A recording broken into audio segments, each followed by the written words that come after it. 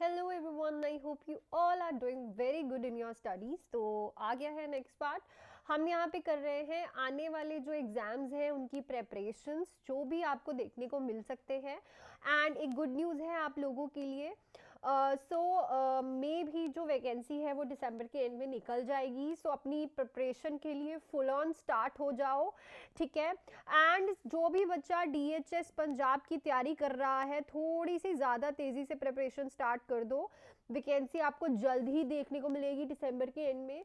साथ ही में आ रही है नई वैकेंसी बीएफयूएचएस की, एंड आपके पास पीआईएलबीएस का पेपर है।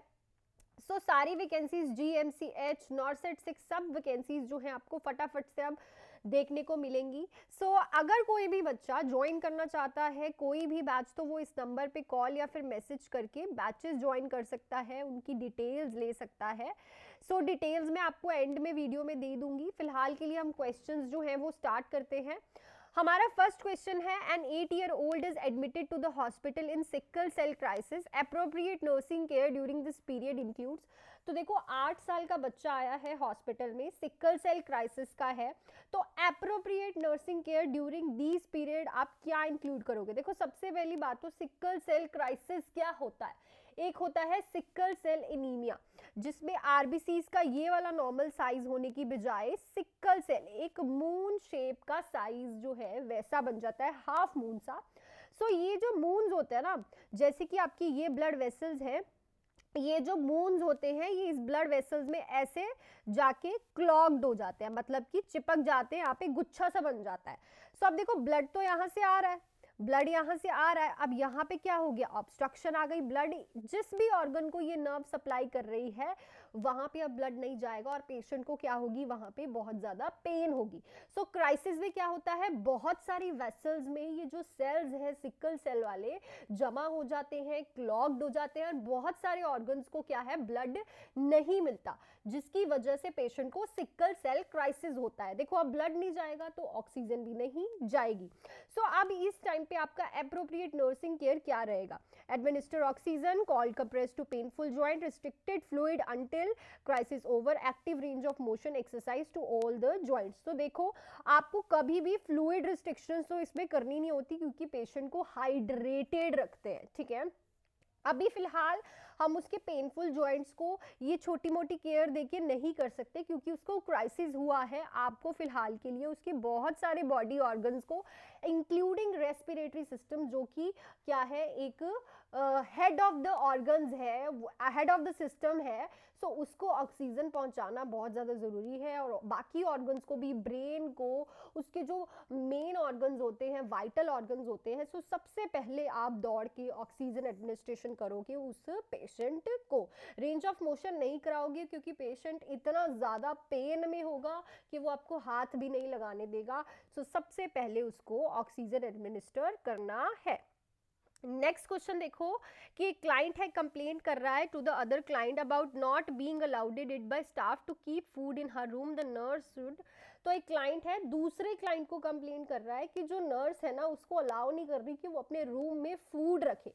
नर्स अब क्या करेगी, ignore the client behavior, set limits on the behavior, allow the snack to be kept in her room, reprimand the client। तो देखो reprimand का मतलब होता है कि क्लाइंट को डांटना, आपको क्लाइंट को डांटना नहीं है, ठीक है।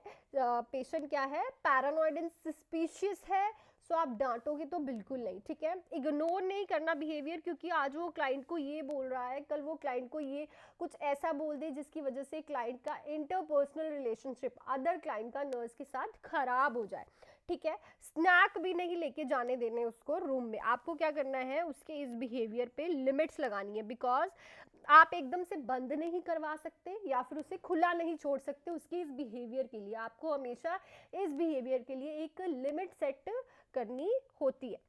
नेक्स्ट पे चलते हैं। एक क्लाइंट है एडमिट हुआ है हॉस्पिटल में for alcohol detoxification, which of the following intervention the nurse use, select all that apply.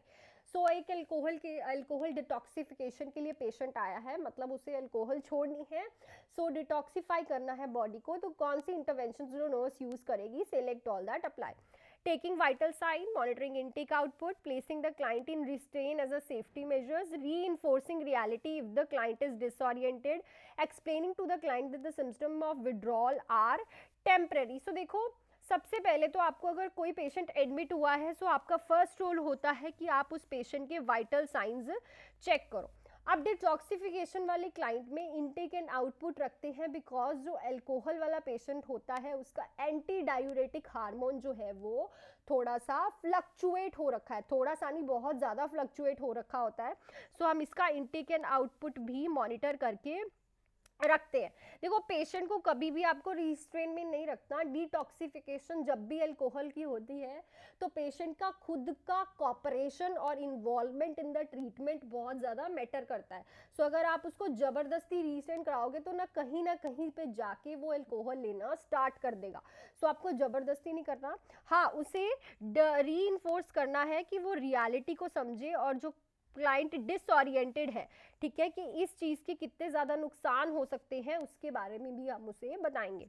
Explain to the client that the symptoms of withdrawal are temporary. Obviously जब एक बार विड्रॉल होता है, जो चीज़ वो बहुत लंबे समय से ले रहा है, तो उसके सिम्टम्स दिखाई देते हैं और वो टेम्परेरी होते हैं और वो कुछ समय बाद खुद ब खुद ही अपने आप ही डिसअपियर और कम होने स्टार्ट हो जाते हैं. सो 1, ऑप्शन 2, ऑप्शन 4 एंड 5 जो है वो बिल्कुल राइट है. ये सारी इंटरवेंशंस आपको पेशेंट की एडमिशन पे अबाउट अल्कोहल डिटॉक्सिफिकेशन रखना है. क्वेश्चन को समझना, उसको छोटे छोटे वर्ड्स को पढ़ो. देखो ज़्यादा टाइम लेता है क्वेश्चन, ऑप्शन अपने आप ही टिक लग जाते हैं 5 सेकंड में. अगर आपको क्वेश्चन समझ आ गया तो क्वेश्चन ज़्यादा अच्छे से करो एज कंपैरिजन टू ऑप्शंस पे कंफ्यूज हो जाओ. हमेशा क्वेश्चन जब प्रॉपरली समझ आ जाए तभी ऑप्शंस पढ़ो, क्योंकि अगर आपको क्वेश्चन नहीं समझ आया, आपने ऑप्शंस पहले पढ़ लिए ना, तो ज़्यादातर बच्चों के साथ क्या होता है कि वो कंफ्यूज रहते हैं 2 ऑप्शंस है कौन सा सही है. सो ऑलवेज अपना क्वेश्चन पेपर में जब भी आप क्वेश्चन पेपर लेके बैठो तो हमेशा क्वेश्चन को पहले समझ लो देन ऑप्शंस को पढ़ो. ठीक है, अगर आप ऑप्शंस को पहले पढ़ते हो तो आपको और भी बहुत सारी चीज़ें याद आने लग जाती है. सो पहले क्लियर करो कि आपको आंसर तभी पढ़ो जब क्वेश्चन आपको क्लियर है. सो क्वेश्चन पढ़ो. देखो, nurse with alcohol client with alcohol dependency has a peripheral neuropathy. The nurse should develop a teaching plan that emphasise. So alcohol के ऊपर डिपेंडेंट है क्लाइंट और उसे पेरिफेरल न्यूरोपैथी है. पेरिफेरल न्यूरोपैथी का मतलब होता है कि जो उसकी नर्व्स है उसमें जो स्टिम्युलेशन है, नर्व वीकनेस हो गई है, नर्व से ब्लड सर्कुलेशन सप्लाई नहीं हो रही. ठीक है, तो नर्स अब कौन सा टीचिंग प्लान एम्फसाइज करेगी? Washing and drying the feet daily, massaging the feet with lotion, trimming the toe nails carefully, avoiding use of an electrical mattress. So देखो जो पेरिफेरल न्यूरोपैथी होती है ना, ठीक है, ये बहुत ज़्यादा अल्कोहल वाले पेशेंट में देखी जाती है. क्यों? क्योंकि इसमें क्या होता है कि जो अल्कोहल है, जो अल्कोहल हम बहुत ज़्यादा फ्रीक्वेंटली लेते हैं, वो उसकी नर्व्स को डैमेज करती है. और जब नर्व्स डैमेज होती हैं तो क्या होता है, साथ साथ में ब्लड सर्कुलेशन भी प्रॉब्लम में आती है. और अगर ब्लड सर्कुलेशन प्रॉब्लम में आएगी तो ऑब्वियसली जो नर्व है उसकी जो नर्व एंडिंग्स होती है, पहली बात तो वो क्या करती है, स्टिमुलेशन प्रोवाइड करती है. जब हम किसी चीज़ को हाथ लगाते हैं, गर्म को या फिर ठंडी को, तो हमें पता चलता है ना वो गर्म है ठंडी है, क्योंकि हम उसको फील कर पाते हैं, उस सेंसेशन को. पर अगर वो हमारी नर्व ही डैमेज हो चुकी है तो अब वो सेंसेशन हम फील कर पाएंगे नहीं. सो इसीलिए इस पेशेंट को आपने कहना है कि कभी भी इलेक्ट्रिकल मैट्रेस का यूज़ नहीं करना, बिकॉज अगर तुम्हें करंट लगा तो तुम्हें पता नहीं चलेगा, बिकॉज तुम्हारी नर्व्स जो है और ब्लड सर्कुलेशन वीक हो चुकी है, जिसकी वजह से तुम्हारी नर्व्स वो स्टिम्युलेशन पकड़ नहीं पाएंगी और तुम्हें इलेक्ट्रिकल शॉक लग जाएगा. सो आप यही कहोगे इस पेशेंट को. नेक्स्ट देखो, एक मिडल एज्ड वुमेन है, क्लैप्स हो गई है इमरजेंसी डिपार्टमेंट में, मीटिंग रूम ट्राइएज में. Nurse should first. So middle aged women है, इमरजेंसी डिपार्टमेंट में कोलैप्स कर गई है, तो आप सबसे पहले क्या करोगे? Gently shake the victim and ask him to state his name, perform the chin tilt to open the victim's airway, feel of for all any air movement from the victim nose or mouth, watch the victim test for respiration, chest or for respiration.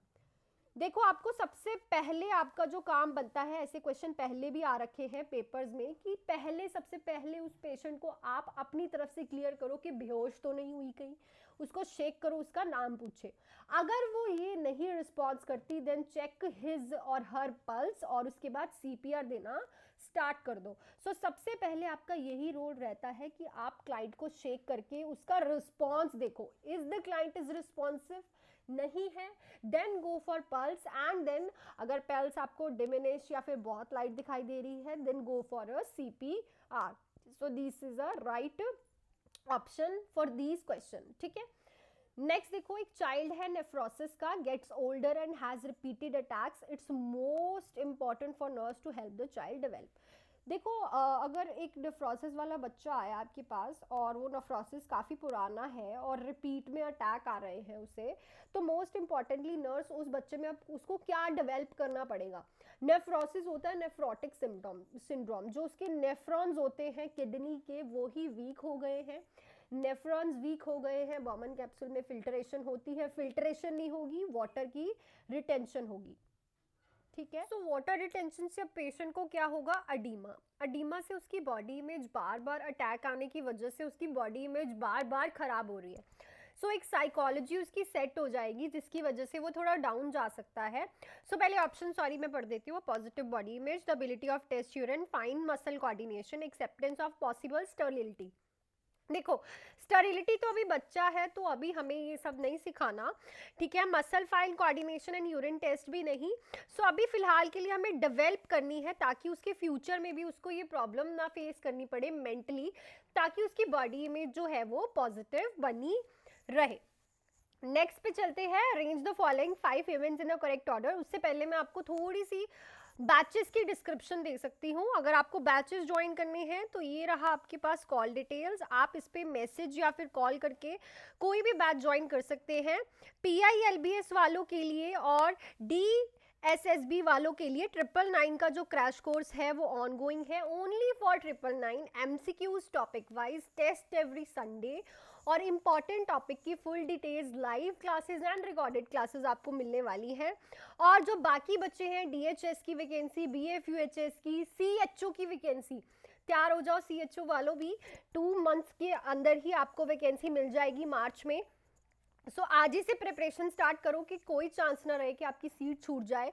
सो उन सब बच्चों के लिए MCQ batch चल रहा है, 2 months के लिए बैच है ये, 799 का, 800 में बैच है, बहुत ही अच्छा बैच है। खुद से मैं सारी चीज़ें कवर कराती हूँ आपको। Important topic plus MCQ batch है 3 मंथ्स का, जिसमें आपको मिलता है हर एक important topic, about 100+ important topic मिलने वाले हैं। 1399 का बैच है, 1400 का बैच है, जो कि 600-700 पर मंथ बन रहा है। बहुत ही ज़्यादा अच्छा बैच है, full theory all in one batch है। सो इस बैच में आपको सब कुछ करवाया जाएगा, A to Z, MCQs, Punjabi के क्वेश्चंस, GK एंड एप्टीट्यूड के क्वेश्चंस, हर एक सब्जेक्ट की थ्योरी समझाई जाएगी, इंपॉर्टेंट टॉपिक्स कराए जाएंगे, की pointers, only for 2499, that is 2500 का बैच। सो कोई भी बैच आप ज्वाइन कर सकते हैं। PILBS वालों के लिए स्पेशल क्रैश कोर्स है, बट इन बच्चों को आगे भी अगर वैकेंसी पढ़नी है तो कोई भी बैच ज्वाइन कर सकते हो। नंबर आपकी स्क्रीन के ऊपर है, इस पे कॉल या फिर मैसेज करके। चलो अपने क्वेश्चंस पे चलते हैं। सो आई होप आपको बैचेस का क्लियर हो गया होगा। सो arrange the following 5 events in a correct order of occurrence. तो ये जो 5 हमें दिए हुए हैं ऑर्डर्स, इनको हमें सीक्वेंस पे लगाना है, ठीक है। सो ऑर्डर्स आप देख लो, स्टिमुलेशन ऑफ एटेरियन pituitary, stimulation of ovary, stimulation of neurosecretory cells, release of gonadotropin hormone, release of gonadotropin releasing hormones. So this is nothing. So देखो ये आपको यहाँ से ओवरीज से पता चल गया है कि एंड में हमें स्टिमुलेशन होनी है ओवरीज की, ओवल्यूशन का हमने सीक्वेंस करना है। सबसे पहले हमेशा जो स्टिमुलेशन जाती है वो हमारे न्यूरोसेक्रेटरी सेल्स को जाती है, ठीक है। जो हमारे न्यूरॉन्स होते हैं उनको जाती है सेंसेशन स्टिमुलेशन की। अब टाइम आ गया है 14th 15th डे आ गया है जो मेंसेस के बाद कि ओवुलेशन स्टार्ट करें। सो सबसे पहले तो आ गया हमारा न्यूरोसेक्रेटरी सेल्स। उसके बाद न्यूरोसेक्रेटरी सेल्स क्या करेंगे, कि वो किसको स्टिमुलेट करेंगे जाके, सॉरी न्यूरोसिकेटरी सेल्स हाइपोथैलेमस को कहेंगे कि रिलीज कर क्या, गनेडोट्रोपिन रिलीजिंग हार्मोन, किसको, हाइपोथैलेमस को जाके कहेंगे कि रिलीज कर गनेडोट्रोपिन रिलीजिंग हार्मोन। सो ये आ गया हमारा सेकंड। ठीक है, उसके बाद क्या होगा, ये रिलीजिंग हार्मोन जाके इंटीरियर पिट्यूटरी को स्टिम्युलेट करेगा। ठीक है, इंटीरियर पिट्यूटरी उसके बाद क्या करेगी, रिलीज कर देगी गोनेडोट्रोपिन हार्मोन, जो कि आपकी ओवरी को स्टिमुलेट कर देगा for ovulation. So I hope कि क्वेश्चन क्लियर हुआ होगा।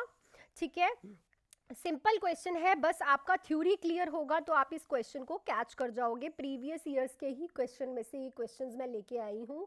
सो अगर थ्योरी क्लियर होगी तो हर एक क्वेश्चन आप इजीली कर जाओगे। सो नेक्स्ट देखो, एक 3 मंथ्स का ओल्ड इन्फेंट है, डायग्नोज्ड हुआ है कंजेनाइटल हाइपोथायराइडिज्म में। What is the probable effect on child's future if treatment is not begin in early infancy. तो देखो, इन्फेंट ईयर में, उसकी एज में 3 मंथ्स का ओल्ड बच्चा है, ठीक है, कंजेनाइटल हाइपोथायराइडिज्म हुआ है, तो अगर उसका ट्रीटमेंट आपने जल्दी स्टार्ट नहीं किया तो उसे कौन सी प्रॉब्लम हो सकती है फ्यूचर में। Lifelong myxedema, more severe mental retardation, development of spastic paralysis, repeated episode of thyrotoxicosis। तो देखो, थायरोटॉक्सिकोसिस मोस्टली हाइपरथायरॉयडिज्म वाले पेशेंट में देखा जाता है, जब थायराइड हार्मोन ज़्यादा हो जाता है। टॉक्सिसिटी जो होती है हमेशा किसी चीज़ का इंक्रीज होता है तभी होती है। ठीक है, सो थायरोटॉक्सिकोसिस जो है हाइपोथायरॉयडिज्म में देखने को मिलेगा, लाइफ लॉन्ग मिक्सोडिमा नहीं देखने को मिलेगा। जो मोस्टली उसका फ्यूचर में देखने को मिलने वाला है, मोर सीवियर मेंटल रिटार्डेशन। क्यों? क्योंकि देखो, इन्फेंट वाली एज में ही उसे हाइपोथायराइडिज्म है, उसको स्टार्टिंग से ही वो डिप्रेशन वाली स्टेट से निकलेगा, तो लाइफ लॉन्ग उसका जो मेंटल स्टेट है वो रिटार्डेड रहेगा और डेवलप नहीं होगा। सो पेशेंट को ये प्रॉब्लम हो सकती है। सो बच्चा है अभी, तो अर्ली ट्रीटमेंट जो है वो नेसेसरी है। नेक्स्ट क्वेश्चन है, एक 8 इयर्स ओल्ड है, न्यूली डायग्नोज्ड हुआ है डायबिटिक मेलाइटिस से। सो कौन सा सिम्टम है जो कि डिफरेंट है, जो कि टाइप 2 में देखा नहीं जाता। टाइप 2 डायबिटीज में जो नहीं देखा जाता सिम्टम वो आपको बताना है। 8 साल का बच्चा है, उसे डायबिटिक मेलाइटिस डायग्नोज्ड हुआ है।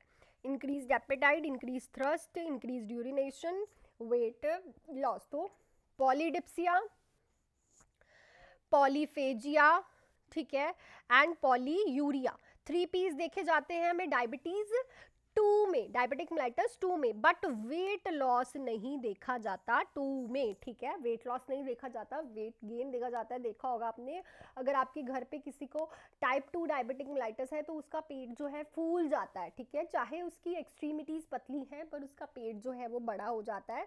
सो वेट लॉस जो है ओनली डायबिटिक टाइप 1 में ही देखा जाता है। सो that's it for this video. I hope कि आपको क्वेश्चंस पूरी डिटेल में कराए हैं मैंने, क्लियर हो गए हों और अच्छे से हो गए हों। सो बने रहें इस चैनल को। सबसे पहले तो वीडियो को लाइक कर दीजिएगा, शेयर कर दीजिएगा इस चैनल को के लिंक को, और चैनल को सब्सक्राइब ज़रूर कर लीजिए ताकि रोज़ आपको ऐसे ही क्वेश्चंस देखने को मिले। और अगर कोई भी बच्चा ज्वाइन करना चाहता है बैचेस को तो फटाफट से इस नंबर पे कॉल या फिर मैसेज करके ज्वाइन कर सकता है। PILBS वालों के लिए एंड DSSB वालों के लिए जो क्रैश कोर्स है वो चल चुका है। ठीक है, उस क्रैश कोर्स में आपको 999 में, ओनली 999 में आपको मिलने वाला है बहुत सारे MCQs, important topic full details में, और जो बाकी हमारी अभी आने वाली है वैकेंसीज जिनके फॉर्म फिल होंगे, मंथ लग जाएगा फॉर्म फिल में और 1 मंथ लग जाएगा उसका पेपर आने में। सो MCQ बैच चल रहा है हमारा 2 मंथ्स का 799 का। अगर जिसकी थ्योरी क्लियर है तो ये बैच उसके लिए मस्ट है। टॉपिक वाइज रहेंगे, हर एक टॉपिक से MCQs फुल डिटेल में, हर टाइप का scenario, skill based, simple, language वाला, हर एक टाइप का आपको MCQ कराया जाएगा। Important topic batch plus MCQ batch, इसमें आपको इंपॉर्टेंट टॉपिक 3 मंथ्स का बैच ये चलेगा, क्योंकि इसमें सब कुछ होगा। 100+ इंपॉर्टेंट टॉपिक होंगे, हर एक टॉपिक हर एक सब्जेक्ट से होंगे। 1399 का ये 1400 का ओनली बैच है। सो ये ज्वाइन कर सकते हैं आप लोग। फुल थ्योरी बैच है जिसको सब कुछ करना है, MCQs भी, इंपॉर्टेंट टॉपिक भी, पंजाबी के MCQs भी, GK एंड एप्टीट्यूड के MCQs भी, तो वो ये बैच ज्वाइन कर सकता है। 2499 का, 2500 का 4 मंथ्स का फुल फ्लेज्ड बैच है।